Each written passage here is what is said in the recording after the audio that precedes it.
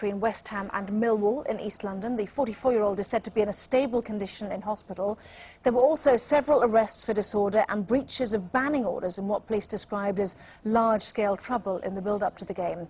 Well, the match is now over, but there was also trouble inside the stadium, as you can see from these pictures, with stewards having to intervene as rival fans provoked each other.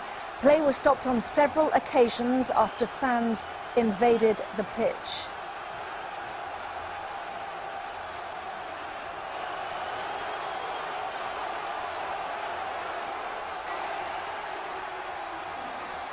Well, as West Ham took the lead in extra time, 50 or 60 fans ran onto the pitch, some jeering, taunting opposition players. It took several minutes for police and stewards to restore order, during which time players were forced off the field for a short time. So scenes of some chaos inside, and apparently Mark White, who's here, our Home Affairs correspondent, outside as well. Bring us up to date with what's happening. Yeah, well, according to Scotland Yard, it was really quite a serious outbreak of violence, both outside the ground initially and then, as we saw from those pictures, inside. Now, we have some still images of the situation outside. You see riot police there who have been posted outside Upton Park. Around 200 officers in riot gear now manning those streets as they are actively involved in an operation to shepherd the thousands of fans from inside the stadium towards the tube stations and other transport networks, just to get them away from the area.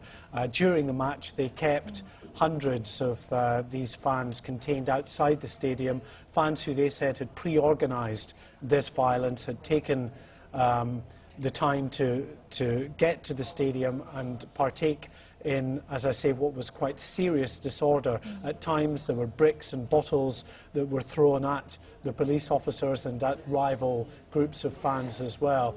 Some of the Sky viewers that have contacted us by email this evening have spoken of really quite violent scenes of several people being led away with blood streaming down their faces, of a number of arrests as well. What the Metropolitan Police say at this stage, they can confirm that 2 people have been arrested, but that number may well rise as the evening goes on. OK, we'll keep an eye on that story. Mark White, thanks very much indeed. And certainly the police seem to be hinting that the travelling Millwall fans had been kept in the stadium to allow the West Ham fans to leave in order to avoid any further clashes. But certainly we'll see what else happens on that story.